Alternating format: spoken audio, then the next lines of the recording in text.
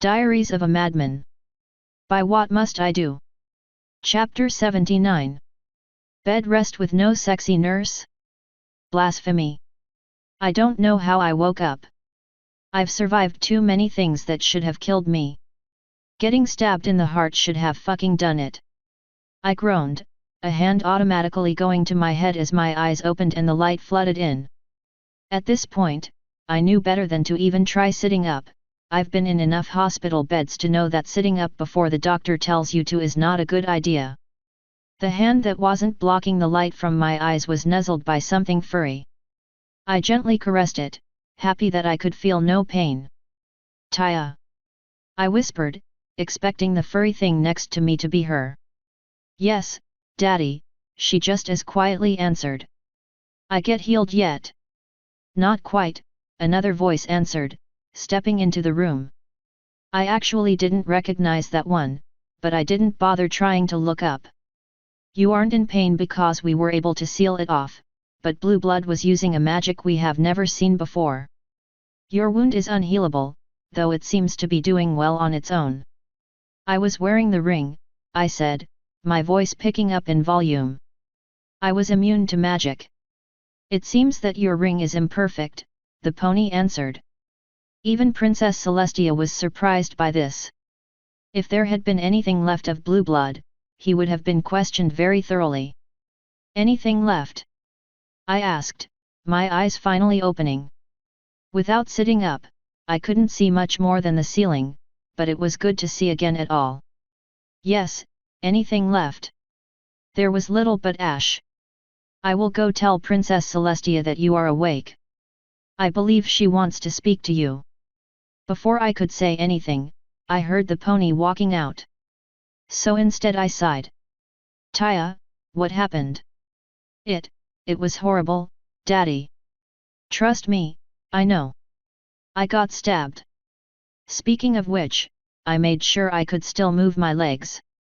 When they responded to my demands sluggishly, though I attributed that to the painkillers, I knew my spine was okay. So what happened? When she didn't answer, I used the hand that wasn't on her head to prod the area around my wound. I knew it would have been expertly taken care of, but I was somewhat interested in pony healing methods when magic failed. From the feel of things, they were very similar to human healing methods.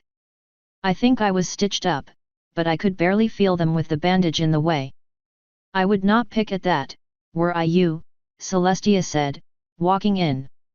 Though I must say, it is good to see you moving.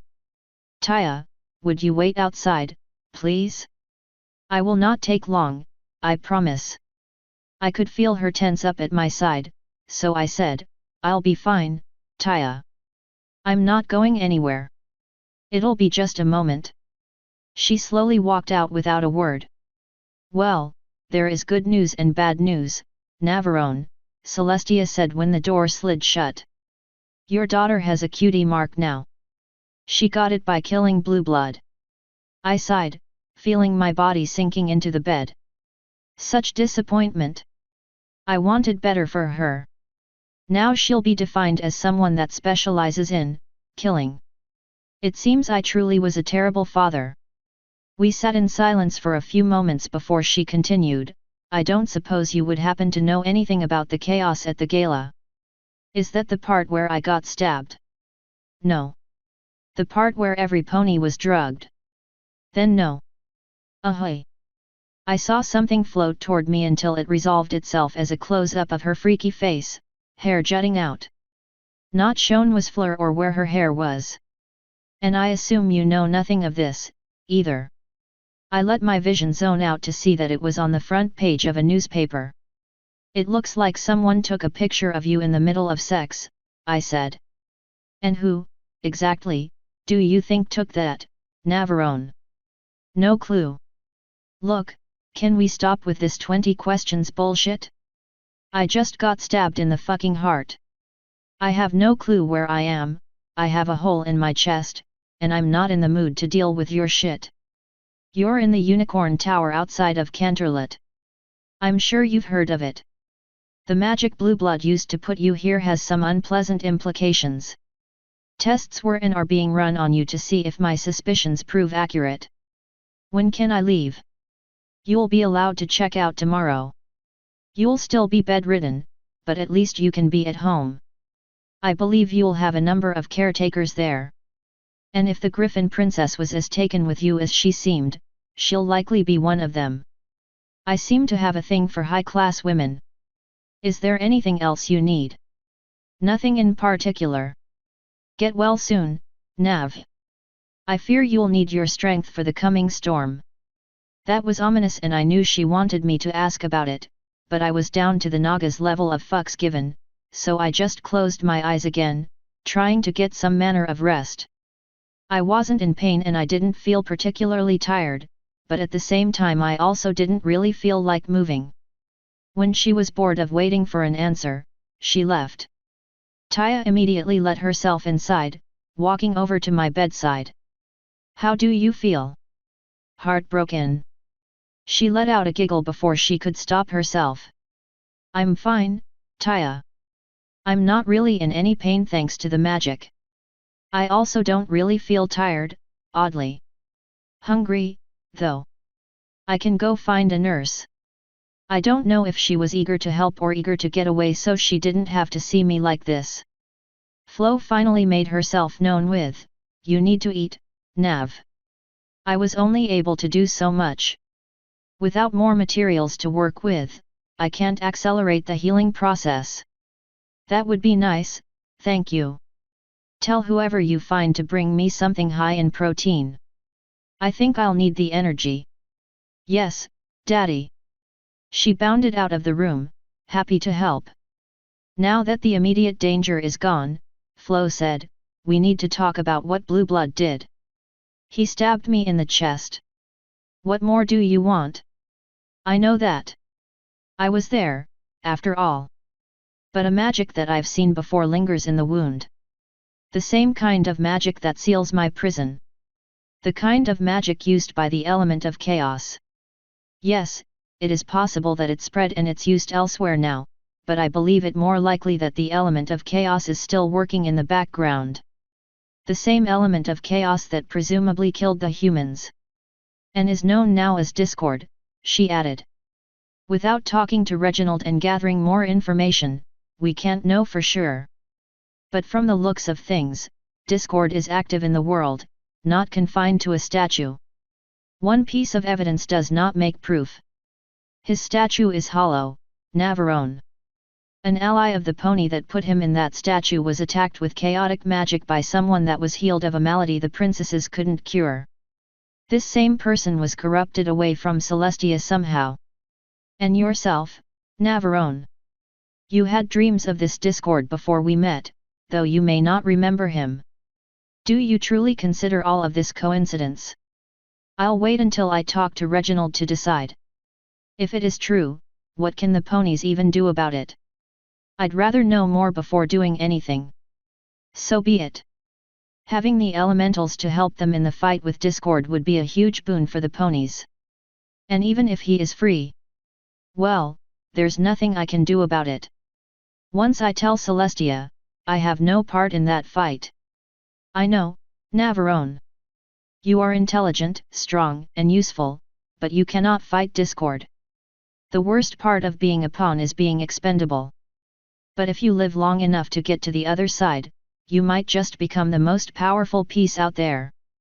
If I was saved further answering by the entrance of Taya. I found a nurse, she said. He'll be here soon with food. Thanks, Taya. Do you know what time it is? Almost night time. After you eat, you should get some rest. I will. For the first time since I woke up, I gingerly lifted my head up, testing the waters. When I felt no pain, I tried lifting my upper body.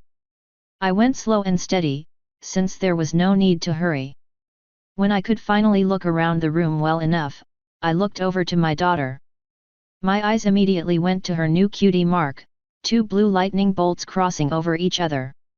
God, what have I done? How's it feel? I asked. It was warm, at first. But now it just feels the same as before. That's not what I meant. Your first real kill. Like so many things, you can never go back. How does it feel? He was bad. He deserved it. No regret, no looking back. Should I be ashamed of the path I led her on, or proud that she's taking it as well as possible? You should always be proud, Flo told me. You didn't want it for her, but it's what she has. You need to support her in it. You feel better than I did after my first. I didn't even know his name. He has plentiful company now, though. I hope you will learn from my mistakes and learn that while killing may be easier, it is almost never the best option. Their eyes will be with you forever, though the guilt and pain will fade in time. But that's enough depressing talk, I believe. I trust Twilight knows of your new talent. She does, and she's happy that she has a whole new range of things to teach me. I can't very well ask Twilight not to teach her combat magic now that her cutie mark is fucking combat magic. I'm sure.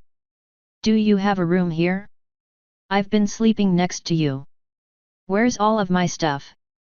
Some of the unicorns are experimenting with your sword. They tried taking your ring, but I wouldn't let them. She reached a hoof up to her hair, where I saw the ring dangling. I grinned down at her. Thank you, Taya. Hold on to it for now. I don't want to risk the pain-killing spell disappearing if I put it on. Okay, Daddy. And Featherweight was very happy with those pictures you gave him. It was, kind of creepy. His tiny wings were all extended and pulsing. Do you know what was in the pictures? No, and I didn't care. I was happy enough to be away from him, especially when he started begging me for more. At least your debt is paid, then.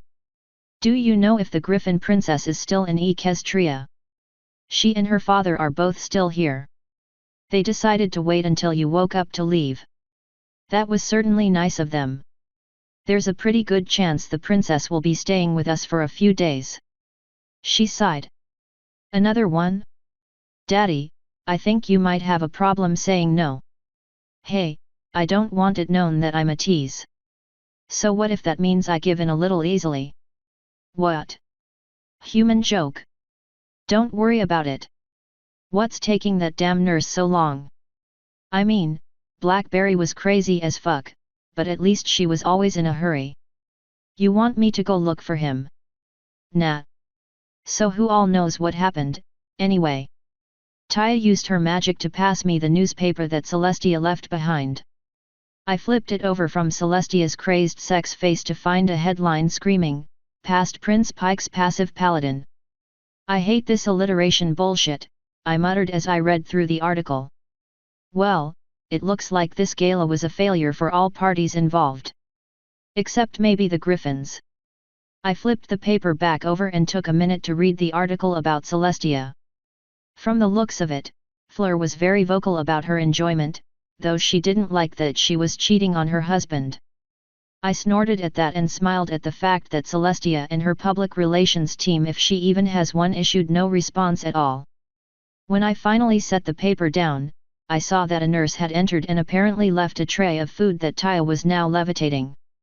As soon as she realized that I saw it, she gently landed it on my lap. Thank you, Taya. Though from the looks of things, hospital food has not increased in quality since the last time I was in one. If you don't eat, I'll have to feed you, Taya warmly said, making her horn light up. I sighed and began forcing down the mush, whatever it was supposed to be. It was more tasteless than anything, but I really didn't want to be force-fed with magic. When I finished, a thought occurred to me. Hey, when's the last time you ate? Before you woke up. That was a little bit too quick. I narrowed my eyes, but she didn't budge. Don't lie to me, Taya. It was before you woke up. How long before I woke up? She looked away and mumbled something. Go to the cafeteria and get something to eat. I need some rest anyway. Trust me, I ain't going nowhere in this state. Do I have to? You can't take care of me if you get sick from not eating. She sighed and looked down. Okay, Daddy. I love you. That was unexpected. I love you too, Taya. I rubbed her head affectionately for a moment. Hugging would be a bad idea before removing my hand. Now go on. The sooner you eat, the sooner you can come back. She took a moment to stand up and grab my tray before sighing again and walking out. She did her best to do it in a petulant manner. When she was finally gone, I let myself sink back into the bed, the simple act of sitting up and eating exhausting to me. I shouldn't be this tired, I whispered. What did that spell do to me? Navarone, you can't just recover from something like that, not without magic, Flo answered. Even with the help of me and your biology, this is going to take time. Just get plenty of rest and try not to do anything overly strenuous. I suggest against engaging in anything carnal for a few weeks. You're killing me here, Flo. I did not bring you back from death's edge to watch you kill yourself on Doppel, as amusing as it is to watch you treat her like that. Just don't have sex with her for a few weeks, Nav. I'll try. If she holds me down and forces me, though. Well, you won't hear me complain. Ugh. If you truly need to be satisfied, I can probably help. I don't think your doctor will require you to stay up all night if you are just going to be in bed. You will probably get something to make you sleep. You say that like you wouldn't enjoy it. I mean what I'm about to say with all due respect. Navarone, you are a slut. I don't want to anger you, but what the therapist in the bunker said was correct. You need to begin abstaining. You are using sex as a painkiller. This will not help you get better. I would suggest getting mental help, but there doesn't seem to be any ponies that specialize in it.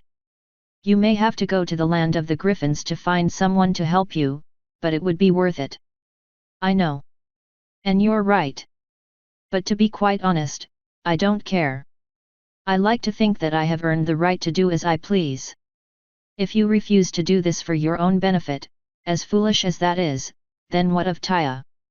How do you think she feels, to know her father sleeps with so many women? How does she feel to have no mother and a father that considers her second to his own base desires? Want me to ask her when she gets back? You know I will. You're shameless. I think she meant that as an insult. You and I both know that she would tell you whatever she thought you wanted to hear. That girl is devoted to you. You can think you deserve whatever you want, but that does not change the fact that you are a parent with responsibilities. You spend as little time with her as you can and justify it by saying she needs to make friends. That's true, but you know what would be better for her? Having a father who gave a damn. Having a father who spends time with her. Having a father who was better than yours. I didn't answer, but I was rather displeased at what she said. I didn't ask for the responsibility of a daughter. I know that doesn't change the fact that she is my responsibility anyway and that I need to take care of her, but fuck, man. I was hoping she was old enough to not need or want me around too much, but in the time that I was waiting, I was left with no option but that of thinking. And so I thought back, remembering my interactions with Taya. My limited interactions. I didn't spend nearly enough time with her. Oh, I usually had good reasons for not doing it, but that didn't change the fact that I didn't spend enough time with her. I already knew that I didn't, but what I didn't realize was that Taya wanted more time with me. I thought she was mostly okay with it. Thinking back, she obviously wasn't.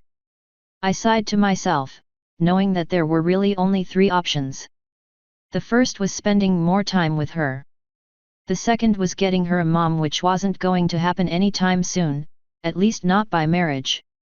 The third was staying the path and trying to make her get friends instead. Given that Twilight was going to be taking up a good chunk of her time by cramming combat magic in her head, there was really only one option I could take. I knew I had to make a choice and that I had to make it soon. Thankfully, I had an indefinite amount of time of bed rest, wherein I would be able to spend all the time she was willing to give me with her. Who knows? Maybe we'd find something in common that would make me actually want to spend more time with her instead of seeing it as a responsibility. God, I'm such a terrible person. While I was attempting to think of amusing things we could do while I was stuck in bed, the door cracked open.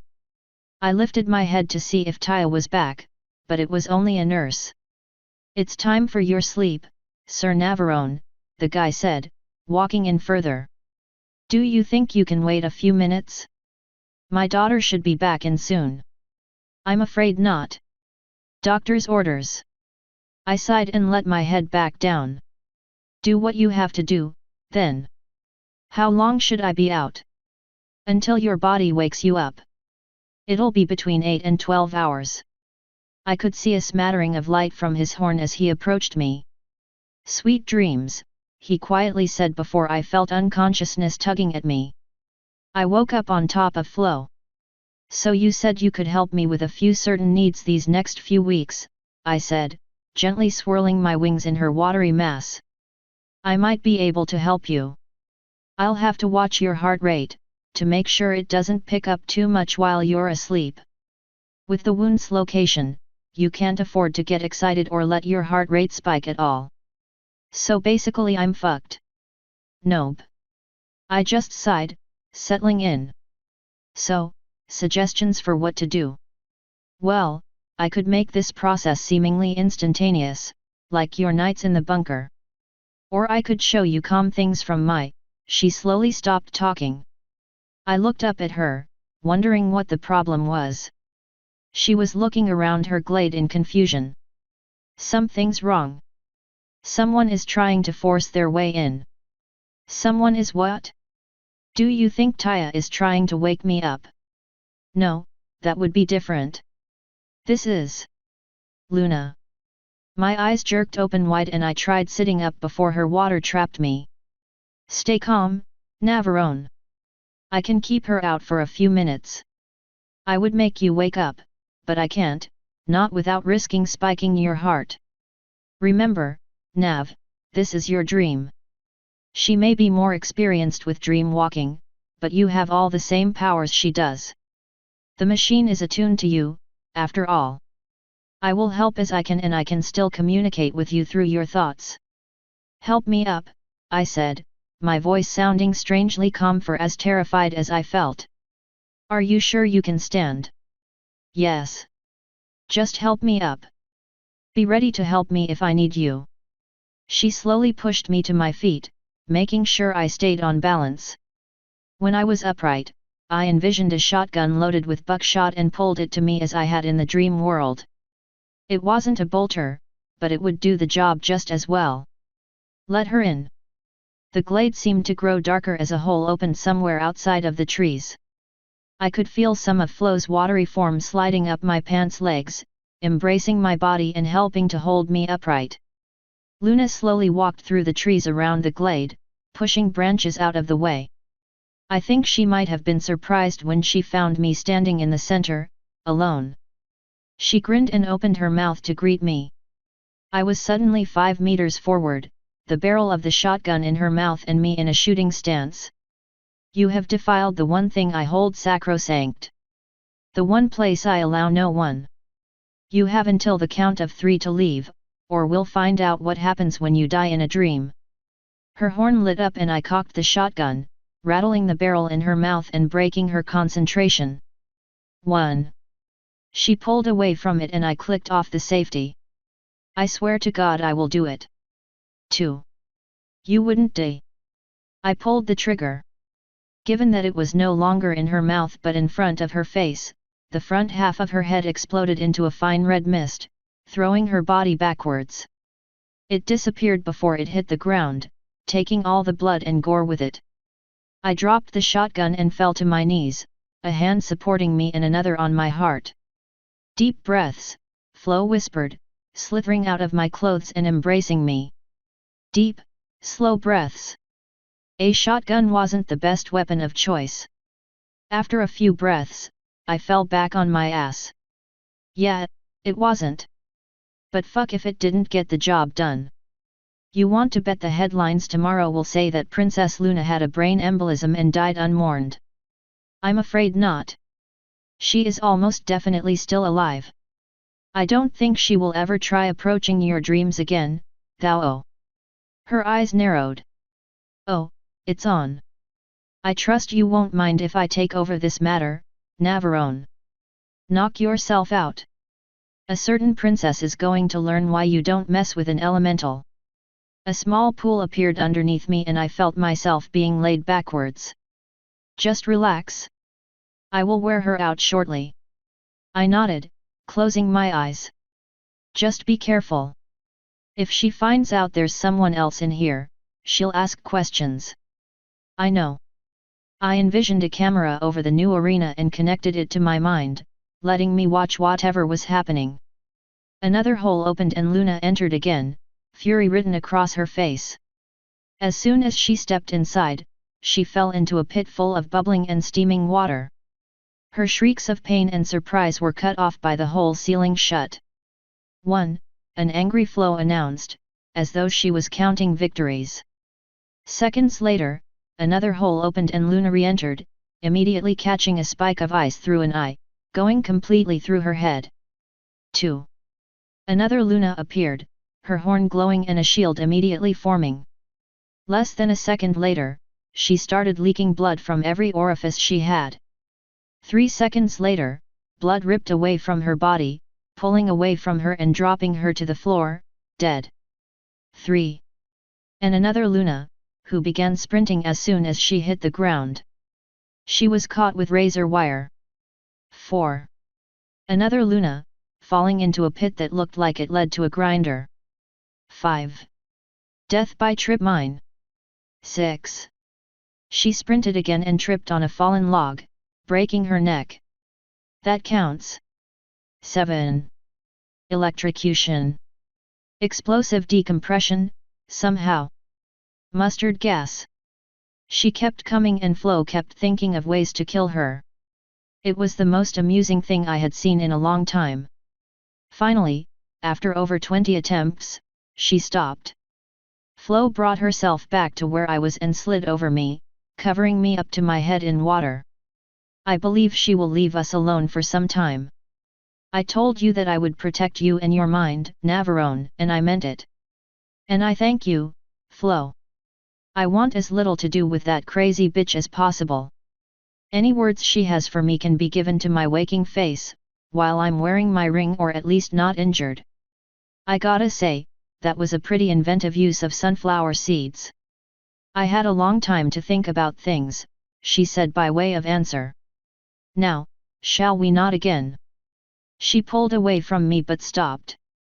This is different. She looked up at the sky for a moment. Navarone, open your eyes. I did so and saw that there was a message written in stars, I just want to talk. After thinking about it for 5 seconds, I closed my eyes again. I don't see a thing. Flo apparently agreed, as she drifted back over me, giving me a watery blanket. If Luna can invade my dreams like this, can I invade someone else's? I wouldn't mind giving a few certain people horrible nightmares. It might be possible, Nav, but you would need training to do it safely. What Luna just did to you, with the constant forced invasions and getting killed, was extremely risky. You would need someone to teach you how, and the only one that knows how is Luna. Oh well. I suppose I have no real business in the minds of others anyway. Hell, how did Luna even get in here? Now that I know this was her, I can tell that she's been prodding around for a while, trying to figure out where your dreams were. It seems that she finally figured it out and let herself in. She better not make this a common thing. If she starts bothering me again, I'm going to Celestia. Do you really think Celestia will do anything to stop her sister? No, but I would rather tell her anyway, just in case. Who knows? Maybe she'll decide that I need some fairness. Unlikely, but it's cute that you think so. I felt her body begin to warm up, the cocoon surrounding me heating my weary body. I can protect you from Luna's nightly intrusions, at least. The more she tries to attack, the more I will learn her methods and be able to stop her. If she continues, I might well be able to learn how she invades in the first place. That's a tough trade-off. Risk getting raped in my dreams for the possibility of being able to invade the dreams of others. To be quite honest, I don't think she wanted to do anything to you. Should I let her in? No. Do you let the wolf in the sheep's pen if he promises to behave? If I have a rifle against his head, I'd consider it. Then it's a good thing you were never a shepherd. You kill wolves on sight, Navarone. Except for Freaky, I suppose. For being a peaceful and loving water elemental, you're very violent. Maybe you rubbed off on me, then. No, I just rubbed off in you. Speaking of which. Ugh. No. I will not risk your health, not if the simple act of dealing with Luna put you on the ground. Just lie back and relax. Let me serenade you with something beautiful, I sighed and did as she asked, letting her begin to sing as I slowly used clouds to cover the message Luna left me. I woke up feeling stiff and sore, a dull pain slowly stretching across my chest. I tried moving both of my arms to clutch at it, but only one of them moved. I turned my head to the other arm, finding Taya clutching it as she slept. I really wanted to comment on how adorable that was, but I was in the middle of being in pain, so I abstained. Instead I looked around for any way to call for a nurse or something. After some time of semi-frantically searching, I gave up. Flo, can you help me out here? I'm already doing everything I can. I could probably pull you back into your center if I absolutely needed to. It would slow your healing, though. Just relax and try to drift off again, if you can. I began trying to take deep breaths, hoping I could zone the pain out. However, you can't zone out the pain of having a large hole in your chest. When the door finally opened, I was clutching at my chest and on the urge of waking Taya up to get me help. The heavy-set pony rushed to my bed and I looked up to see Luna's horn lighting up. A moment later, a cooling sensation rushed into my chest, quickly dimming the pain. I slowly sighed, letting my hand fall away from my chest. Thank you, I whispered, closing my eyes and slowly relaxing again. You are hard to find alone, Navarone, she just as quietly said, looking down at the sleeping form of Taya. Her gaze slowly moved to me and she continued, why did you not let me in? My mind is my own. You and your sister have destroyed my body, my temple, but I will never allow you to break my mind. There are fates worse than death, and I promise that you will find yourself in one if you make another attempt to enter my mind without permission. I see. She didn't sound very convinced. Her horn lit up and a flickering of magic surrounded Taya's ears. Luna's voice picked up in volume as she said, I suppose it was impolite. I apologize, Navarone. Now, how do you feel? Like I lost in a fight with an Aztec. Whatever that asshole did to me, I'm down and out. Probably will be for a while, too. Any spike in my heart rate and my vision starts darkening and I lose all my energy. I can assign a caretaker and a regent for you and your land. Pass. I'll have Doppel, the Naga, Cadance, and Taya. I think I can manage. I'll be bedridden for a few weeks, but I can still make decisions. Are you certain? I can. I'm quite certain, thank you. All right. There was a silence that built up for a few seconds before she said, so Blood Beak and his daughter are still in Equestria. I believe they wanted to visit you before they left. I know. Celestia told me. They're both always welcome at my house, and since I'll be going home today they can find me there. She jerked slightly, surprised. You're going back so soon? I thought they were doing more experiments. Nope, or at least not according to Celestia. She said I'd be heading home today. Bedridden, of course, but I'd rather be in my own awesome bed than this one. I'd also rather be served by a changeling in a sexy nurse outfit than some random stallion. It would probably be a great help to the doctors and unicorns here if you stayed. I could arrange a change in your bed and your nurse. I'm pretty sure she really wanted me to stay close enough to counterlet that she could get away with visiting me. I was slightly tempted to take her up on her offer for the sole reason that I would have a constant visitor. But since I knew that at home I would have a few friends, Taya, and everyone else in my house, there was really no competition. I'd rather be home. If they want to do tests or whatever, they can do them from there. Being in a hospital is detrimental to my health. That doesn't even make sense, Nav. My mental health, not my physical health. And it isn't doing Taya any favors, either. She doesn't like seeing me like this, and if I'm at home, it'll help her forget that I'm on death's edge. I see. If there's anything I can do to help you get better, just let me know. I will. Before you go, there is one thing I'm wondering. I'm attuned to the dream device as well, correct? She nodded. Is it possible for me to learn to dream walk? Her eyes lit up and she quickly nodded again. I can teach you. We can begin tonight, when you're put to sleep. I quickly shook my head. Dealing with your attempts to break in last night almost killed me, or at least made me lose control. I can't do a thing right now. Another question, how did you even find my dreams? I thought that device was attuned to ponies only. It is, in a way. But since you helped me break it in, it is also set up for humans. However, your mind is vastly different from that of a pony's. It took me months to figure out how to get inside. I was going to wait for the first day of fall to show you, but I figured this would be better. Yeah, that didn't work out well for her. Interesting. I trust you won't make the same mistake again.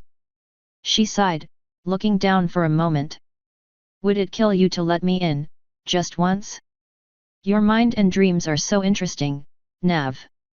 The surface is a field of chaotic lava, a stream of wasps tearing my body to shreds as I tried to make sense of it.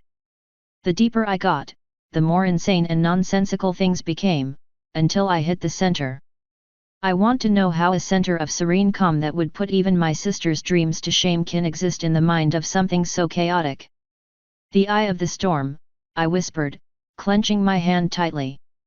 When there is so little in your life that you can control, you feel your fist tightening around what little you have left until you own it so thoroughly that nothing can ever break in. That is my mind and I very much suggest you not touch it again. As you wish. Do you think you will be healthy by nightmare night? I honestly don't know, Luna. I've never been this bad before, not without a way to fix me up. I'd say that I'll probably be bedridden for another week, aside from short jaunts. After that, I'll probably be on light duty for a few weeks, not doing much. I should be fine by then, yes, but honestly I don't know. Those times are just estimates. For all I know, I'll be out of things for months. I was really hoping it wouldn't come to months. I had too much shit to do to prepare for that. Her eyes went back to Taya. More specifically, her cutie mark. Navarone, I believe you know that Twilight Sparkle is my sister's personal student. Her eyes went back to mine. I, too, can take a personal student. The answer is no. It's not your choice to make. It is hers. And her answer would be no. I will ask her personally, thank you. Before I could say anything, her horn lit up and her eyes went grey. Taya twitched in her sleep, clutching tighter at my arm. I used my other hand to gently brush at her hair until she calmed down and Luna returned to her body. Luna turned around and left my room without a word. I really wish I knew what Taya had said. A few minutes after Luna left, Taya woke up, stretching and finally letting my arm go. I tried reclaiming it, but she dropped her stretch and latched on again. Hey, Daddy, she whispered. Hello, Taya. I'm going to need my arm back eventually. It's too handy to let someone else have. I can't let you do too much, Daddy. You need your rest, after all. That doesn't mean I can't do anything. I am still very capable of doing most everything I need done. Only if I let you. Don't even joke about that, Taya. Who's joking? It seems that you can't take care of yourself and you don't have much self-preservation, so maybe someone else should take care of you.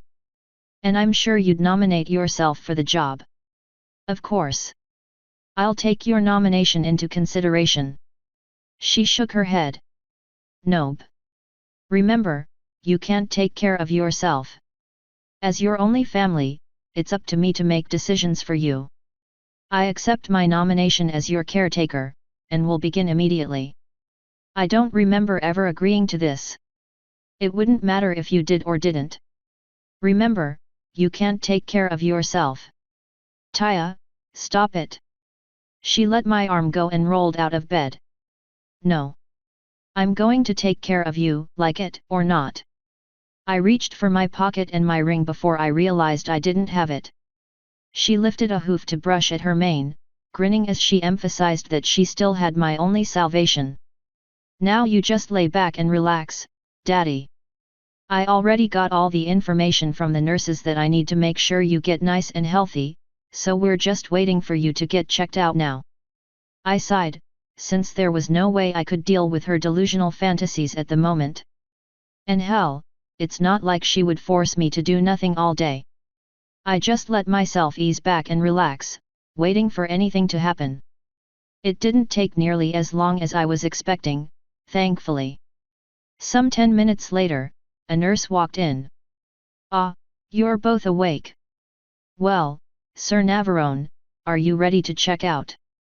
I'm going to want all of my stuff back first. Everything but your sword and your clothing was already sent home, sir. You will be given your sword as you leave. I slowly sat up, stretching and popping various joints as I did so. Well, help me up. I don't suppose you have a cane or something I can use. The nurse's horn lit up and a wheelchair rolled in from outside. That also works. I gotta get over there first, though. Taya's horn lit up without warning and pulled me out of bed, removing the blanket from me. I tried to stay relaxed, but I really don't like being handled by magic. When I was seated and the magic dissipated, I sighed. Warn me next time, Taya. You know I don't like being held like that. Okay, Daddy. The nurse walked over behind me and for some reason stood on his hind legs to begin pushing me. The princess arranged for transportation for you and your daughter. You'll be going by air, since the magic required for teleporting might be detrimental to your health after what you've been through. Whoa, what about putting me to sleep or blocking the pain? Or hell, even Taya moving me? Teleporting requires considerably more magic than any of those, Sir Navarone. You have a large buildup of it in your body at the moment after we tried and failed to heal you, and it needs to dissipate before anything large like teleportation is done to you. He wheeled me to one of the teleportation circles they have set up in the tower. When the three of us were in the circle, he said, "Hanger." My eyes opened wide the instant before we teleported up and out. Didn't you just say I couldn't fucking teleport? I yelled when we reappeared. I forgot that you are unschooled. What we just did was blinking, not teleporting. Relax, Sir Navarone. You'll be fine. I tried to school my heart rate and relax, but I was understandably pissed. I held my silence, though, since I knew complaining at this point would do nothing other than make me look like a dick. When we got in front of a large door, a unicorn standing to the side of it stepped forward, floating my sword in its sheath. "This is a remarkable weapon, Sir Navarone," she said. "It belongs in a place where it can be properly studied.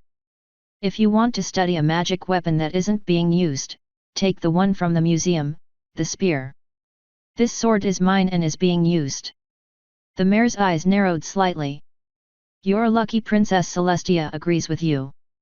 The sword floated over to me and I pulled it out of the air, setting it across my lap. If it were up to me, that sword and that ring would both be here until we could replicate their effects. "That's nice. Now get out of the way." She huffed loudly and walked back the way we came without a word. The nurse pushed me through the door into a large hangar room. "She won't be a problem, will she?" I quietly asked. There's nothing she can do to you without the princess's consent, the nurse said, wheeling me toward a carriage with the royal insignia on it. When we stopped outside of it, the nurse walked over in front of me. Now, I can't stress this enough, whatever you do, attempt to stay calm. You may not have a traditional heart anymore, but until you heal, you still don't want to risk upsetting it more than it already has been. You'll be bedridden for some time, and because of that, you'll need to be wary of bedsores. Your daughter here has been informed of what they are and how to prevent and deal with them. Apparently you don't commonly eat that much, but that is going to change until you get better. You need a steady diet to keep up the energy your body needs to heal itself. And listen to your daughter. She knows what to do.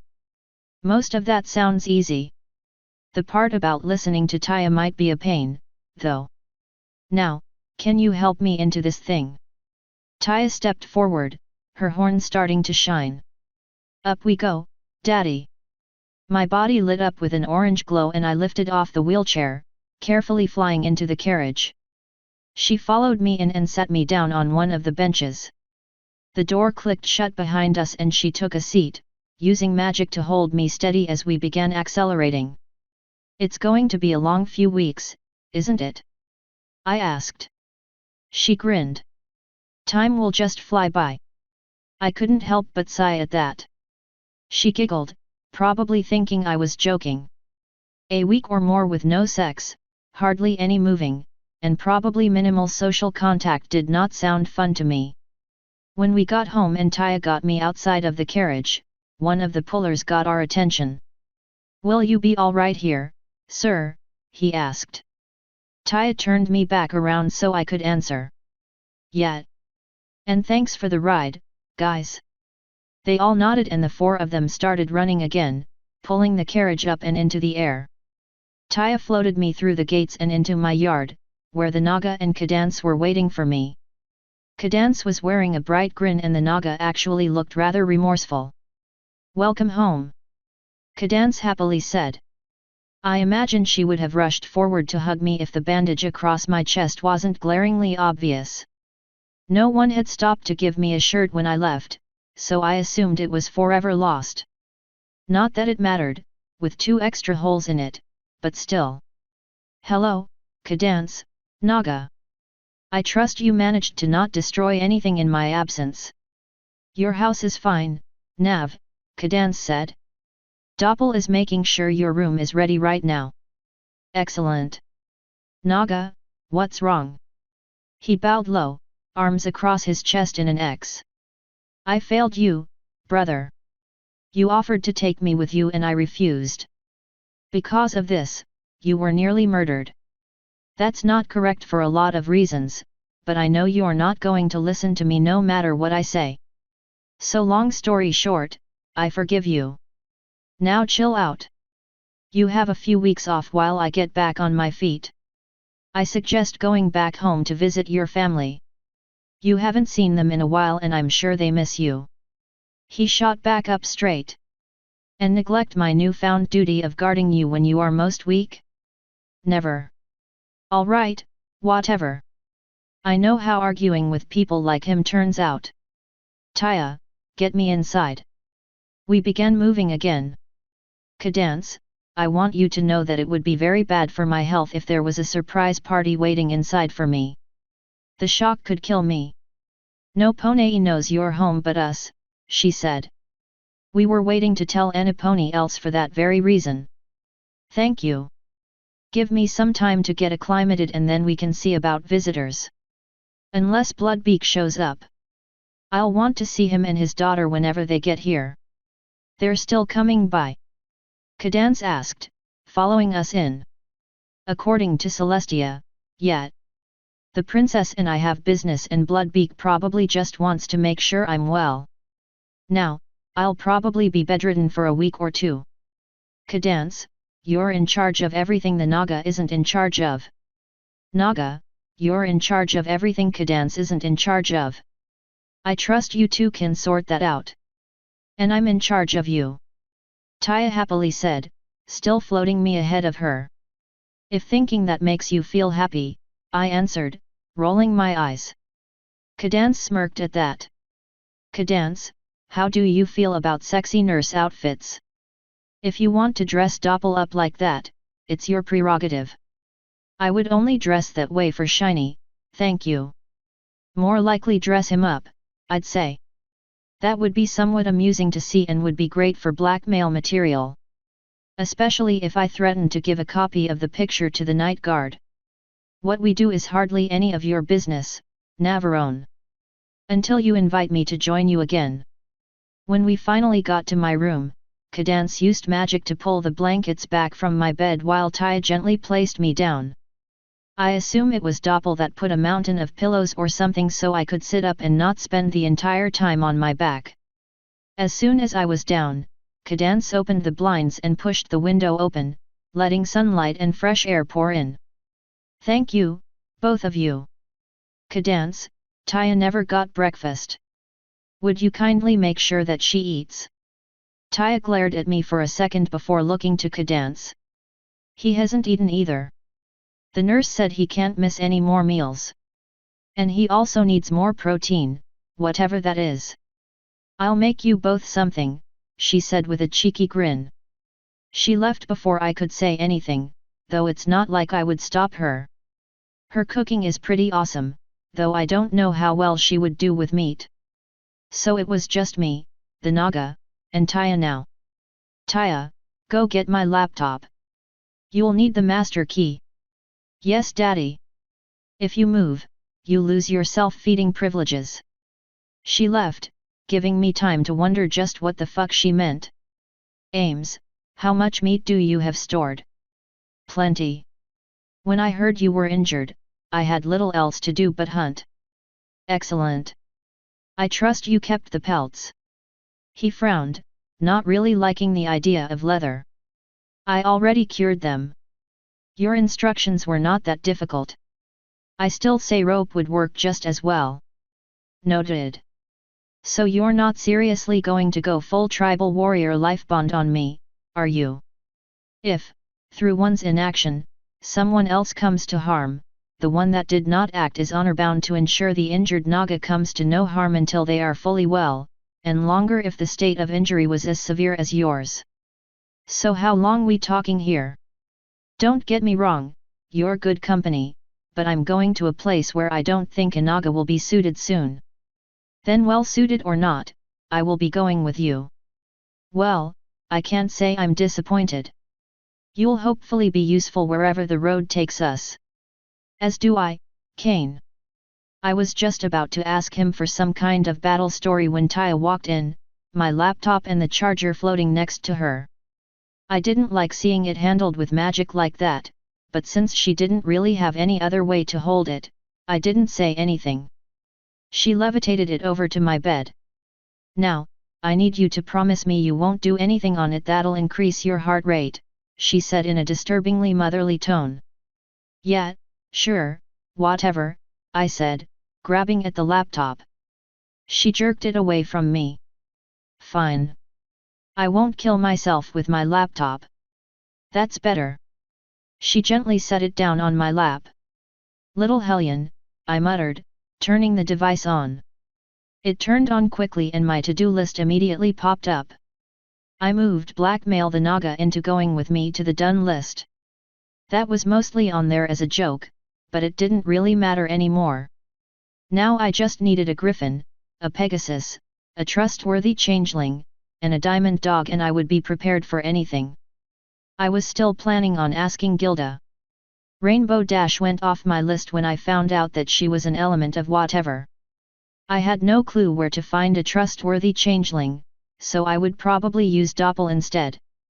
I'd see what I could do about getting a diamond dog before I left the Europe party, though honestly I couldn't care less if I didn't manage to find one.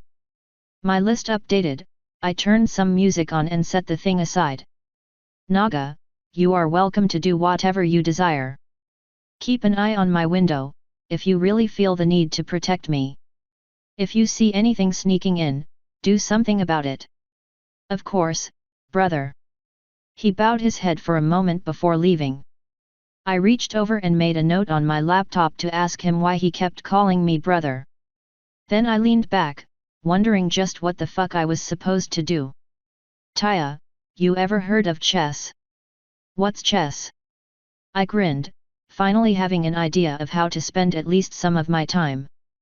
By the time the Griffins came by, I had already sent Doppel into town to make an order with a carpenter for a chessboard and some pieces. I was actually somewhat happy she wasn't back when they got here, because I didn't want needless conflict that I couldn't get up and stop with threats. I believe I had the issue settled, but you don't live as long as I have in my business by taking unnecessary risks.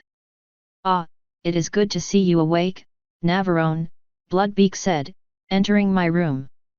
I had been warned of his arrival, so I had the laptop away. It's good to be awake. That was a closer call than I like dealing with. And dishonorable, he said, stepping in further to let his daughter enter as well. I trust your wound is well. About as well as something can be when it's caused by a magic that not even Celestia can circumvent. It's going to be a long and boring few weeks. He grinned at that. I have a solution of sorts. My daughter is interested in staying in Equestria for a little while longer. It would put my old heart at ease if you would allow her to stay here. You're welcome here, Gilda. Don't expect a princess's treatment, though. I would offer to show you to a guest room, but I'm somewhat indisposed. Taya, would you kindly show her to an empty room? She sighed.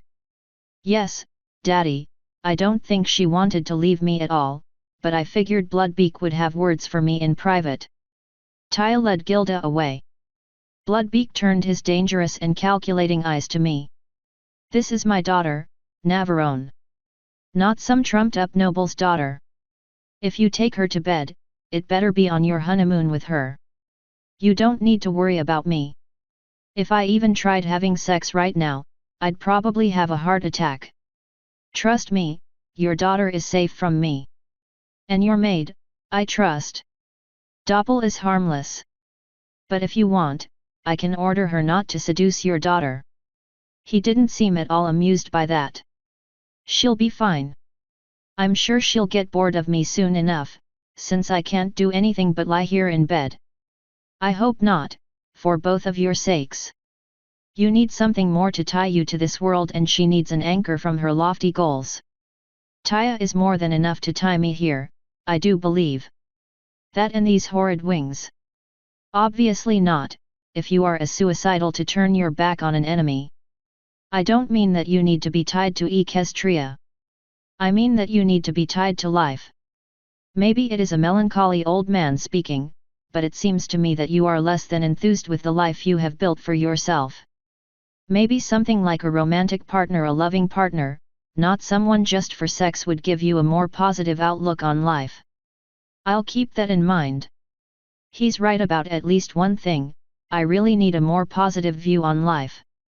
I didn't know if getting a girlfriend would help with that, but I figured I would find out when I bumped into Cumini again. I will admit, it may not be as true for humans as it is for griffins, your mind works very differently from ours, after all. But I know I was much happier when my Helga was around. Oh boy, here we go. Thankfully, our daughters came back in before things could get depressing. The room is just fine, Father, Gilda said. Excellent. I trust you will represent us well. Mind your manners and make sure not to disturb Sir Navarone too much as he heals. Of course, Father. Now, I believe you should let Navarone get some rest. Blood Beak grinned. If I didn't know any better, I would think you were trying to get rid of me. I do hope you aren't trying to seduce poor Navarone. But you are correct, and I do need to leave anyway. I may not make every decision anymore, but my place is still at my throne. I bid you a hasty recovery and a good farewell, Navarone. Have a safe journey, Blood Beak. And thanks for visiting. You're always welcome here. He lowered his head for a moment in a gesture of respect before hugging his daughter. I could hear them whispering, but I have no clue what they were saying. He let her go and left soon enough, anyway. I waited until I could no longer hear his talons clicking on the floor before nodding at Taya. Close the door and lock it, please. Her horn lit up and the door slid shut. I pulled the laptop from where it was hidden. Simply put, Gilda, all of the plans and schematics you so dearly want are right here on this device. There is one problem, it is all written in a language that only I know. Then you'll be teaching me this language. I have no idea how to go about teaching a language that's been dead for who knows how long. No, I'll be translating. Unless, I looked down to Taya. Do you think you could get Twilight to teach you the translation spell? That would have made dealing with those artists a lot easier, that's for sure. She nodded. I probably could. But, she's been asking me a lot more questions about you recently. About things you have and about your world. She would probably get pretty curious if I asked her to teach me that spell. With you unable to stop her. Well, she might be curious enough to go snooping. So I'll give the Naga the order to kill any intruders on sight. Get her to teach you the damn spell. When you do so, mention that the Naga is getting very protective and that bad things might happen to anyone that tries breaking in. Until you have it, I can begin putting together a list of things you'll need, Gilda. What kind of devices do you want to build? Weapons? No. Figures. Communication, then. Letters are slow. Radio, then. I'll add telephones as well, though that'll probably come later. I opened the laptop up again, letting the music cut back on. Gilda flinched back as the laptop serenaded us with some old Dream Theater stuff. When I saw her discomfort, I paused it. Don't like the sax? Damn Viking catbirds, I loaded up something that I was hoping would be more to her liking from a band called Damnation Angels. You and your people seem in tune with the warrior's way. It sounds better. I don't know if I like your choice in music, Navarone, she slowly said. Met. I started going through my folders, looking for things that would fit what she wanted. It didn't take long for me to find the basic plans. All right, I have something here you could probably make with what you have. It would be basic, but once you understand the concepts behind it, improving on it is easy. Especially when you have the plans to do so. Beyond communication, what do you want? Let's see. We don't really need transportation with our wings. No weapons. How about construction? Sturdier building materials. I know the ponies have steel and cement. I assume you guys have that. We use steel for tools. We don't usually build things with it, though. Outside contractors build griffins. We don't build much. I lifted an eyebrow and added cement and building design to the list of things to give her. Medicine. Pony healers are expensive, but medicine is not really what I came here for. Do you want ways to help your people or what? Even if you don't want that information, you can give it to someone who does. Fine, whatever. But I'll take it last. I added medicine to the list. I also added electricity, because I should have thought of it sooner. I pointed at my ceiling light. What do you think powers that? Magic. Wrong. Electricity, a human invention. I'll add that to the list, making and generating electricity. I'll also add light bulbs and shit. Heh, might as well add heaters. How good are you guys at farming? She gave me a dull look. Navarone, none of this is really what I came here for. I want something big, something like that device you're on right now. How do I make that? You don't have the tools needed to make the tools you would need to even repair this thing, let alone make one of your own. For something like revolutionizing your people, you have to start slow. You need the building blocks of industry before you can start making the special stuff like this. Electricity is the number one thing you'll need. With that, you'll be able to kickstart factories that can make products to make other products that'll let you start finding the materials and yada yada. Basically, you aren't anywhere near the level required for this. I wouldn't be surprised if you weren't before you died of old age. But I can put you on the right path, which is what I'm doing. I added lighters and central heating to the list, because I remember it being really cold in the castle. So what you're saying is that I'll never see the fruit of my labor. What I'm saying is that you have to start somewhere. Given that Celestia and Chrysalis both have some information as well incomplete, thankfully you'll need whatever you can get if you want to stay ahead. If you don't want what I can give you, I'll go to the cats or dogs instead. I have contacts in both kingdoms. I was not aware that you had given this information to anyone else. I haven't. I gave them other stuff, incomplete things. This is raw incomplete data, uncorrupted by faulty memories. Despite their head start, with some of this, you can probably stay about even with them. I shrugged, leaning back. It's up to you. Either way, you're probably going to have to learn a lot of math and you probably won't be able to get started easily until whenever Taya gets the translation spell. So are you in, or are you out? I'm in. I refuse to get left behind by both the changelings and the ponies. It is disappointing that I will probably not live to see my griffins come out on top, but such is the way of things. Excellent. Taya, when is the earliest you can learn that spell from? Actually, I bet Rarity learned it to cast on herself. She already knows I have the laptop. When is the earliest you can go to learn the spell from Rarity? Whenever she can come here to teach me. I'm not leaving you, Daddy. Gilda smirked. Admirable. You said you had another princess living here. Would she not know the spell? I don't know. Cadence isn't very useful once you go beyond the realm of being a housewife. Still, it wouldn't hurt to ask. If she doesn't know it and Rarity doesn't know it, just tell Twilight that you want to learn the spell for our trip, just in case. She nodded. I can do that. Gilda snorted. You should not teach hatchlings to lie to their elders, Navarone. It inspires the growth of further bad habits. Meh.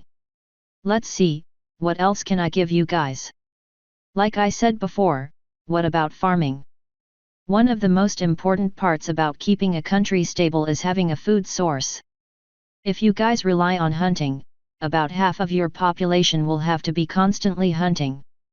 The time industry in my world truly kicked off was only after farming became much easier and workers from farms could migrate to the cities, where most of the factories were.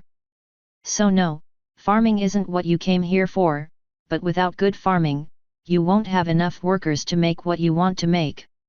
With that comes a number of historical pitfalls I'll have to warn you about when we get to it. I don't like pitfalls, Navarone. Then you're barking up the wrong tree for technology. Humanity had so many failures. We are an imperfect race. With every new invention came hundreds of problems. Some got fixed, some didn't. I have a feeling that the very same thing would happen to your people if they follow in our footsteps. The only thing I can do is warn you as best I can about what those problems will be and how we mitigated them. And even then, I'm imperfect, I may miss things or forget them. It's the risk you take. She sighed. This is coming with more caveats than I'm used to. Nothing in life is ever easy, it seems. Damn right. I'll add farming to the list.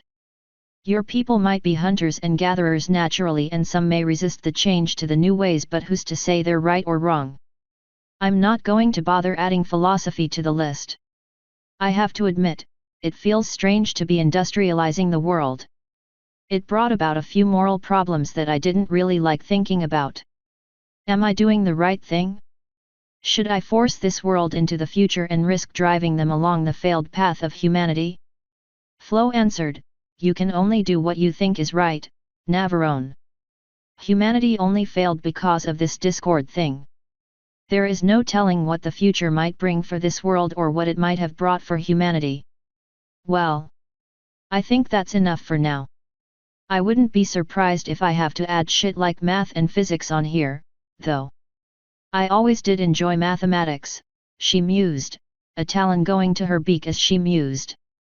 Though I don't see why I would need to learn more of what I already know. Because honey, you ain't scratched the surface of what you can do with math. Unless whatever you guys have is more advanced than what the ponies have, there is stuff here that'll blow your mind. Now, I can't teach you math. I forgot most of what I learned, after all. But I figure there will be things on here that can help you learn. Now you're making me excited. You better be able to actually deliver, Nav. I'd hate to be so disappointed. And as ever, I'd hate to disappoint a beautiful lady. Any other information you want? Her tail twitched at beautiful. I'd prefer you not say that. My father may think you wish to court me, but I believe we both know that isn't the case. But we'll see what more knowledge I want when I have what you've offered. All right. Taya, go on and ask Cadance if she knows the spell. If she does, cool. If not, well, it wouldn't hurt Gilda to go exploring the town. If she happens to bump into Rarity, she can ask her to come on by. Even if she doesn't know the spell, it wouldn't hurt to get some actual sleeping clothes since I'll be bedridden anyway. Okay, Daddy. You better not try to go anywhere. I don't think I can even stand up. She barely waited for a response before opening the door and trotting out. I am unused to being ordered around, Navarone, Gilda said, clicking her talons on the floor. I told you not to expect to be treated like a princess. And I wouldn't tell Rarity that you're a princess, either. That might not end well. Is she dangerous? No. She likes fashion, and if you aren't dressed like she thinks a princess should be, there's a good chance you won't leave her boutique until you are. She also likes gossiping, which wouldn't end well. I don't see what the problem is if everyone here knows that I'm here. I have no enemies. Yes, but it wouldn't be much of a leap for Rarity to assume why you're here. Do you want everyone and their mother to think we're an item? Not particularly. Very well, Navarone. I shall hold my silence. But if she does ask why I'm here, what should I say? Tell her that you're a friend of the other Gilda here to visit. That'll probably be enough to get her to leave you alone. If not, threaten to spank her. Why would that ever seem like a good idea? She's afraid of violence and pain. Hopefully it won't be a problem. Taya re-entered my room at that moment. She doesn't know the spell. Well, fuck. Guess you're going into town, Gilda. Very well. It shall be interesting to see how normal ponies behave in their towns. I'm used to a princess's welcome wherever I go. I'm sure that must be so tiring. The building you're looking for is called Carousel Boutique. It's the most gaudy and hideous building in town, so you shouldn't miss it if you're flying over it. Your descriptions are awe-inspiring, Navarone. I'm sure if I somehow miss it, I can get directions from a local. Good luck. Come back whenever. And be very sure to tell Rarity that I do not want any more visitors right now. Make sure that she knows it could be detrimental to my health. For the love of God, if Pinky gets in here, she could very well kill me. I will ensure she is careful, then. You are too useful to me to let you die so soon. Your concern is touching. I'll see you when you get back. And for reference, Cadance usually makes us eat dinner around 7. I'll be back when I get back, then. Rest easy, Navarone. And then there was just me and Taya. So. How have things been with your friends? All right. Come on, give me more than that. Unless you want to just stand there while I mess around on the computer, we're going to have to find something to talk about. Why aren't you dating someone? I blinked, not expecting that. Well, we're leaving soon. I would hate to get in a relationship with someone that I'm just going to abandon. And I wouldn't want to ask anyone else to come with us, because I don't want anyone to be forced to choose between their old life and their possible new, terrible life. She quietly said, "Did you just call yourself a terrible person?" No. Life on the move just isn't for everyone. Most ponies here would probably call it terrible. Ahoy! I'll let you get away with it this time, Daddy. You're such a kind, merciful daughter. Another reason I'm not dating anyone is that I already promised to give someone else a chance the next time I see her. I hope you like dragons. Spike's okay. Kinda annoying, though. Are you sure a relationship with a dragon is really a good idea? Aren't they, kinda possessive? Yet. I'll admit that it does worry me. She already showed some signs of it when I last saw her. But it shouldn't be so bad, I hope. She shrugged. Your life. But your life is connected to mine. Your opinion matters to me, Taya. Say you were in my shoes. What would you do? Get Fluttershy to go on a date with me. Alright. If things don't work out with my dragon or I don't find anyone else that's right for me on our trip, I'll ask Fluttershy out. My word as a father. I'll remember that, Daddy. And that doesn't mean you get to sabotage any relationships I have in hopes that I get with Fluttershy. Don't get me wrong, I like her, but she has a lot of emotional baggage and mental problems that would take a lot of effort to deal with. And I would have to put up with all those damn animals. Some things in life are worth it. I rolled my eyes. Whatever. So, you're friends. She sighed and began telling me some of the things she had been up to.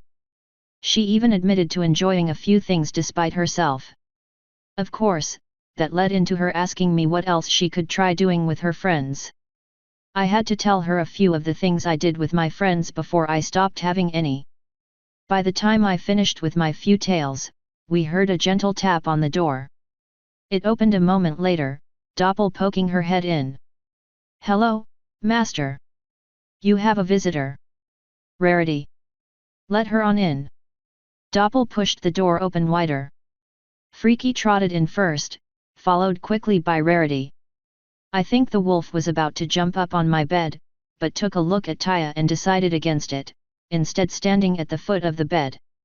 Rarity, on the other hand, rushed over to my bedside instantly. Oh Nav, I heard all about it. I opened my mouth to say something, but she jammed her hoof in my face. No, no, don't waste your weary breath on me.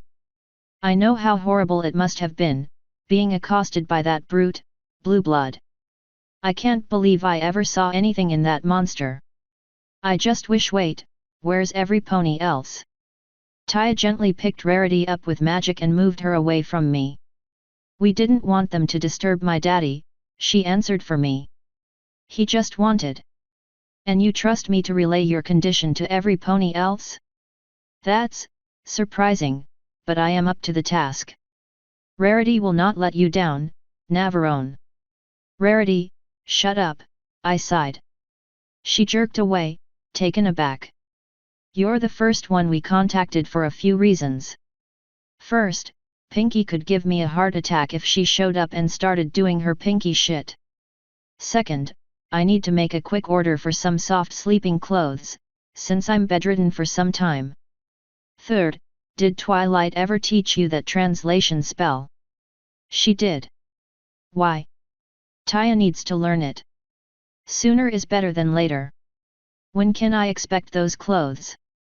For you, I'll have them here before night falls.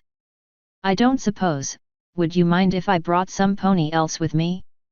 Not Pinky, of course, I'll make sure she knows full well that you are in a very bad state before bringing her by. Sure. Just make sure you and the other person are fully aware that if my heart rate starts picking up, bad things happen. So no strippers or whores. You need not worry about that from me, Navarone. Ugh. But how are you feeling, really? I feel fine, as of right now. I have some magic in me to kill the pain since the wound can't be healed. I can't do much of anything and that's annoying, but I have Taya, Cadance, Doppel, and the Naga if I need anything. And your griffin friend, of course. I'm not stupid enough to ask much from a griffin, even if I am letting her stay here. She'll be my last resort, trust me. If anyone in town is worried, tell them I'm fine, just that I'm not accepting any visitors until tomorrow. Of course, Nav. Taya dear, step into the hall with me for a moment so I can show you the spell you need. Then I can get out of your father's mane and let him rest. I nodded at Taya, who followed Rarity out into the hall and down a ways. Without Taya's watchful eye on him, Freaky hopped up onto the bed and trundled over to me, collapsing onto his stomach when he was near. I put a hand on his head. I would scratch at his ears, but he's made of fucking wood. Don't worry, Freaky. I'm down, but not out. It'll take more than a sucker stab to keep me down. He seemed to smile at that, but it was entirely possible that I was mistaken. Either way, I did take some manner of comfort in it. Rarity came back around 6 hours later, accompanied by Fluttershy. My clothes were done and I had my first welcome visitor. Though in hindsight, I'm not certain it was a good idea to bring kind and motherly Fluttershy to the bedside of a wounded friend. As soon as she stepped inside, she bounded over to my bedside, sticking a hoof to my head. Too cold, she declared, forcing my blanket up around me and tucking me in despite my protests. There, that's better. She looked over to Taya and Rarity, grinning sheepishly. Sorry. Quite all right, dear, Rarity said. We understand that it's in your nature. And really, anything that helps Nav feel more at ease is good. Ahem. They all looked over at me. Being manhandled and forced around does not at all make me feel at ease. Fluttershy blushed at that.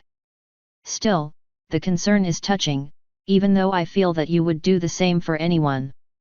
Oh, sorry. Chill. Just make sure Taya doesn't pick up your bad habits. She's already threatening to torture me. I don't need her to get any worse. Taya huffed. It's not torture and it's not unfair. If you misbehave or do something that might hurt you, I start taking away your right to do things yourself. You've already lost your self-washing privileges. Don't make me start feeding you, too. I just moved to adjust my wings. Yeah, and I saw that grimace you made. You start behaving, we'll see about giving you privileges back. I looked over to Rarity and mouthed, help me. She giggled. You're on your own, Nav. I suggest you behave. Her horn lit up and one of the packages she had on her back floated over to me. The other floated to Taya. There you both are. I trust you'll both be very satisfied. Thank you, Rarity, I said, patting the package that was resting in my lap, if you know what I mean. I trust your work is its usual quality, though I didn't know Taya was ordering anything. It was a special order, Nav. Don't you worry about a thing. So, how are you feeling? Fluttershy asked. Fine, thankfully. I can't get too excited and stuff like that, but I'm doing all right. I'd be doing a lot better if my caretaker wasn't being such a Nazi. You're just about to lose your self-feeding privileges, Daddy. I just gave Fluttershy a flat stare, a silent beg for help. She cleared her throat and said, well, if you need another caretaker, I wouldn't mind. I sighed. I didn't want another caretaker, I wanted a different one. If you could make sure Taya knew for sure what she was doing, that would be nice. Oh, I can do that. Actually, Daddy, it's just about bath time. She smirked and continued, unless you want Miss Fluttershy to assist me. Oh, you bitch. I was thinking I could let Doppel do that. You've been with me all day and I'm sure you need a break.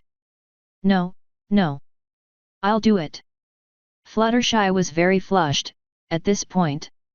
Her wings were even starting to twitch. I can help. I wouldn't mind lending a helping hoof either, Rarity added, reminding everyone she was there. Alright, this shit is getting out of hand. Fluttershy, Rarity, thank you both for visiting. You can tell the others that I'm fine and that they can come by tomorrow, preferably at a decent hour, if they feel like coming by at all. Rarity nodded. Of course, Nav. Come along, Fluttershy. Let's leave them to their bonding. Fluttershy sighed and whispered, "Bye, Nav," before following Rarity out. I unwrapped the parcel of clothing Rarity brought me and pulled out my new bedclothes. Surprisingly enough, she actually made them from black satin. Awesome! I knew there was a reason I hadn't murdered her yet. I set the clothing back down to see that Taya had also opened her package and was in the middle of putting on a very light pink nurse outfit. "Please tell me you're joking." Her head poked out of it and she shook it. She finished putting on the costume and the nurse cap. "There. Now, are you ready for your bath?" My wings twitched involuntarily, not happy with that idea. I don't usually take a shower until after dinner. You aren't taking a shower, Daddy. You're taking a bath. The point remains that I ain't going nowhere until after dinner, at the earliest. Someone sounds grumpy. When dinner gets here, do you want me to feed you? I narrowed my eyes. I've been willing to put up with this so far because you've been through a lot. You keep treating me like a child, though, and I'll make sure you remember that you are one. I'm just trying to make sure you get better, Daddy. The nurse said you weren't supposed to wash yourself since too much movement can tear open the wound. Someone's gotta do it, and that someone is gonna be me.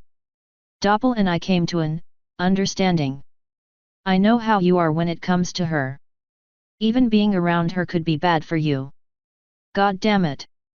I at least wanted to see her in a sexy nurse outfit. Whatever. Just stop treating me like a child, like I'm weak. If there's one thing that pisses me off, that's it. Well, maybe you need to be reminded what happens when you do something that's stupid. I think getting a fucking hole in my chest is enough of a reminder. My hand unconsciously went to my chest as I continued, any more of a reminder just pisses me off. The somewhat angry look on her face was immediately replaced by concern as she saw me rubbing at my wound. Her horn lit up and the pillows behind me disappeared as I was lowered onto the bed. SHHH.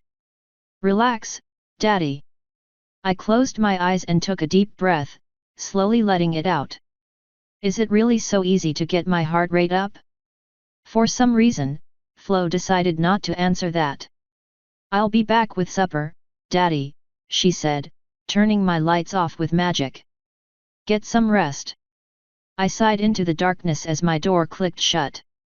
I could hear the wolf padding around the room and I could see his eyes glowing in the corner of my eye. I hate this feeling of helplessness, I said to no one. You of all people should know that you're not helpless, Nav, Flo said. You're just in a rough spot. You'll be good as new in a few weeks. Just give yourself some time to get well. Yeah. But you know what it's like, Flo. Being a voice in the dark, only able to talk as someone acts for you. Surely you don't like it either. Oh, I don't. And it does get annoying, watching you make so many obvious mistakes even after I warn you about them. Still, it is a rich and rewarding experience, at times. Being helpless puts you in a unique position to learn. And you always keep saying you need to spend more time with Taya. Now you are dependent upon her. You have nothing to lose. Think of it not as you being helpless, but rather as an opportunity to spend more time with her. I'm already trying to do that. She isn't making it easy. Either way, like it or not, you need to avoid getting angry. I know you think it's emasculating to be bathed by your daughter, but she is correct, moving too much could tear open your wounds. Especially if the stitches get wet. I'm sure she knows enough about anatomy to make sure she doesn't do anything she shouldn't. And you know that Doppel would, that's the only reason you want her to do it. So I'm a man. Sue me. An incorrigible one. At least promise me that you'll make an attempt to behave for your daughter. I sighed and nodded. I can try. My success depends on her, though. She starts getting insufferable, my bad mood starts coming back. You don't need to tell me this, Nav. After all, I know you better than anyone. I wanted to answer that, but the door opened up and Taya walked in, carrying a tray of food. The light clicked on as she walked up to my bed. Cadence was almost finished when I left. Are you feeling okay? Yeah. I wanted to sit up, but I didn't dare move too much where she could see me. After a moment, I felt her magic wrap around me and pull me up into a sitting position. I hated it, but I couldn't really do anything to stop her. She set the tray on my lap and let it go, watching me. I trust that you are going to eat as well, I said, not touching anything in front of me. I will after you do. Fuck it. I started eating. It was like that situation where I was a baby, I have the option of hating it and I have the option of possibly having fun. Why spend weeks hating everything? However, that bath was probably the most awkward thing I have ever done. Having to explain to Taya why she needed to be gentle with my wings and a few other areas was not enjoyable. Sometime during the middle of the night, Flo warned me that I was not alone in my room. This warning was accompanied by the low growling of an angry timber wolf, and Flo gave me a jolt to wake me up. I immediately reached over to where I had Taya leave my rifle before I noticed who my guest was. Is that you, Watcher? In the flesh, he confirmed, casting wary eyes at my pet. I request that you call your hound off, sir. Freaky, heel. Watcher, why the hell are you in my house? Multiple reasons. The first, to give you a get well soon from the night guard. We failed you and your family, and many of us feel obligated to make it up to you somehow. Well, there's really not much of anything that I can think I'd need from a bunch of soldiers. You are going on a trip soon. A long, possibly dangerous one. You have a small crew of battle unicorns. I'm offering you a squad of hardened guards, quite used to dealing with strange circumstances. What makes you think I'm going anywhere? The fact that you hired an airship. Don't worry, as far as I know, Luna doesn't know. I can't say the same about Celestia.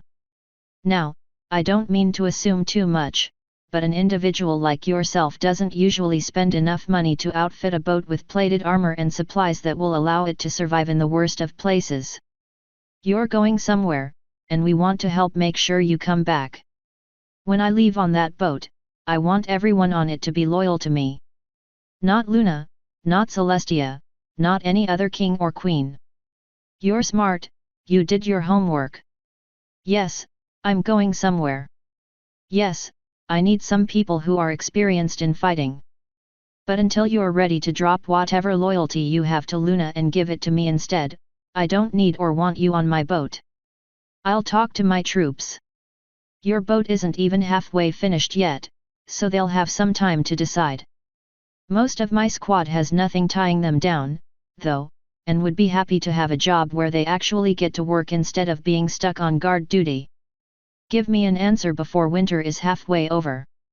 Make sure everyone you bring can at the very least tolerate the other races, because there will be plenty more.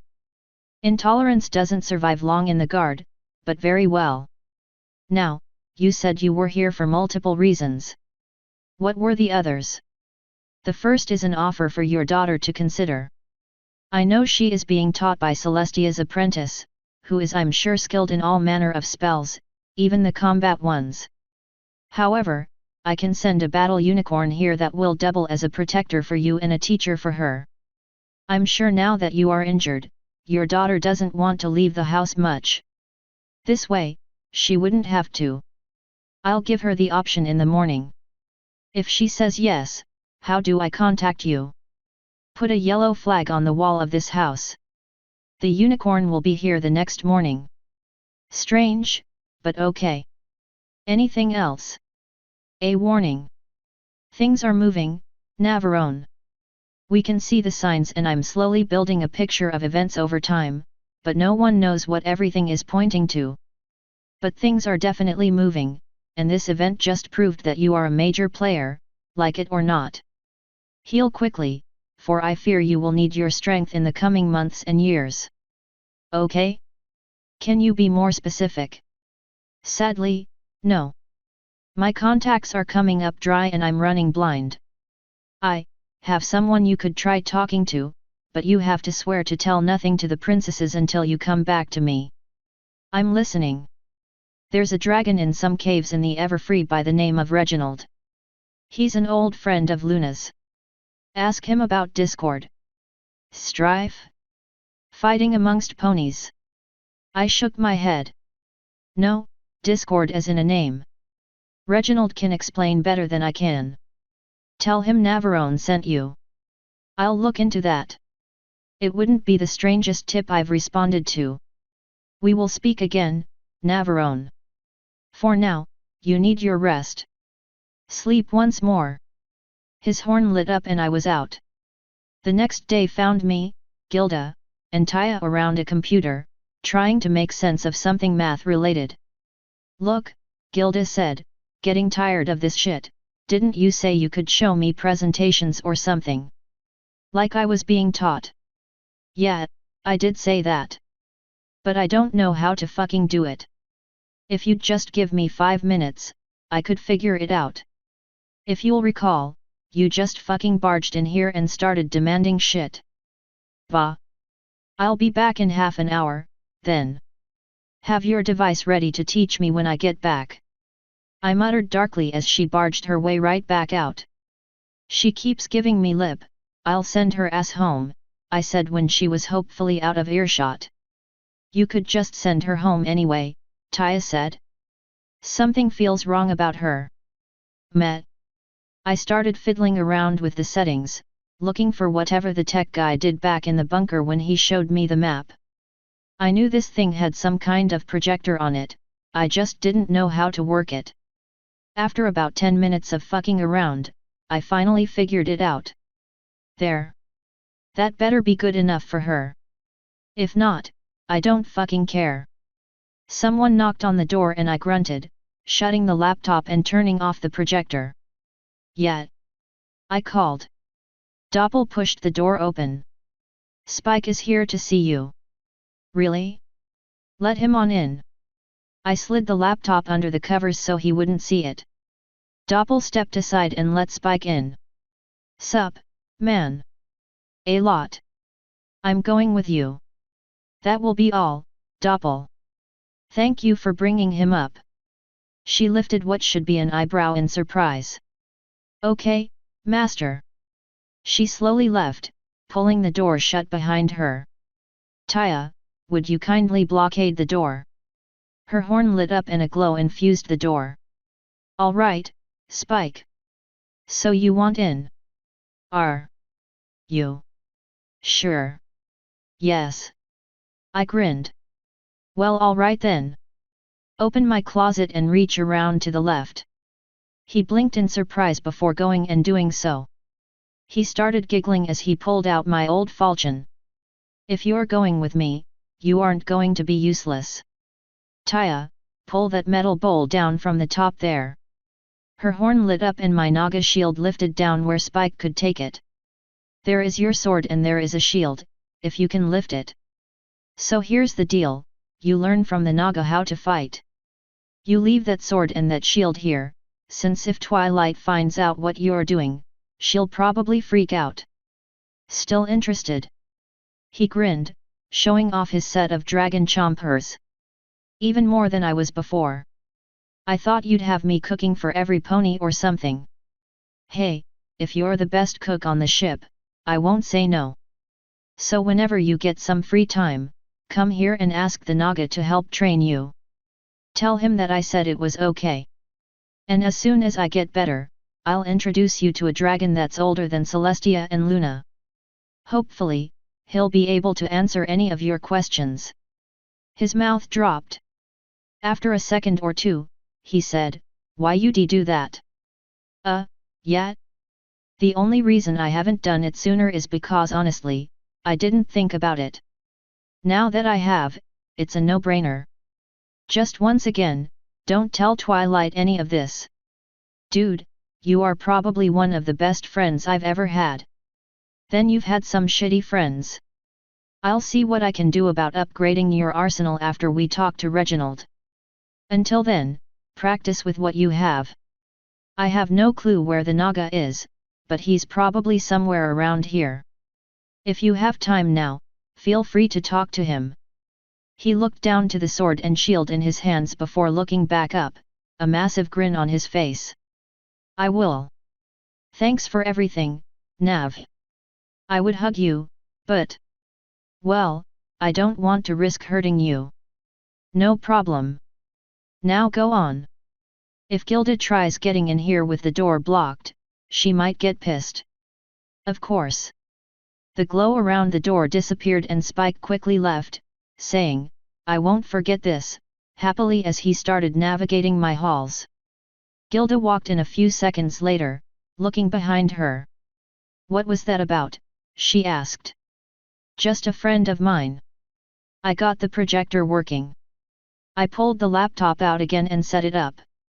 This is probably going to take a good long while, so let's get started now, shall we? With pleasure.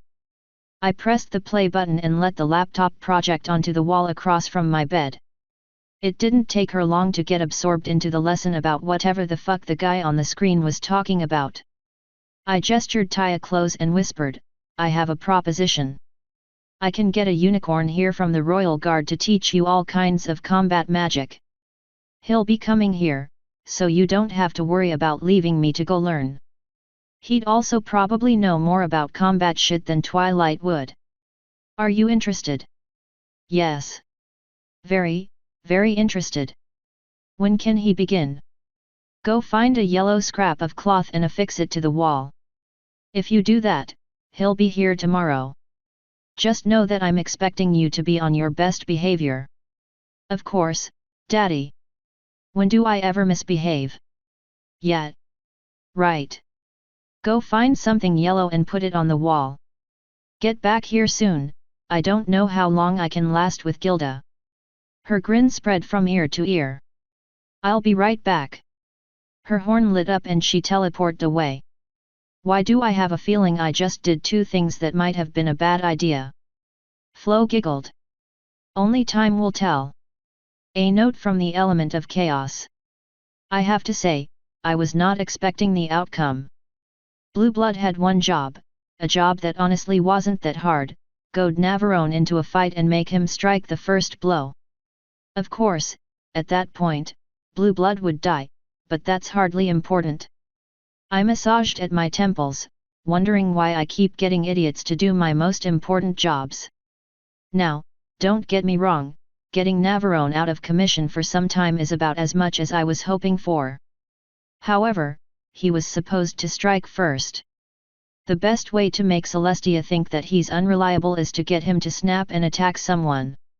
Doing that in the middle of a party of esteemed guests that he drugged would be enough to cast doubt on every action of his. Instead, Taya got a cutie mark and would get the chance to nurse him back to health.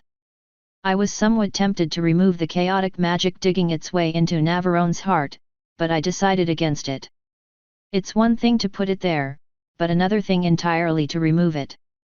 Questions would be asked. Thankfully, Blue Blood was weak. The magic should dissipate within a month and what damage wasn't already healed by then could be finished off with magic. But still. To make an error like that, to have allowed Blue Blood so much free rein. I'm slipping, and it might cost me the entire gambit. The thought was enough to make me shiver in fear. I don't like losing, especially when so much is at stake.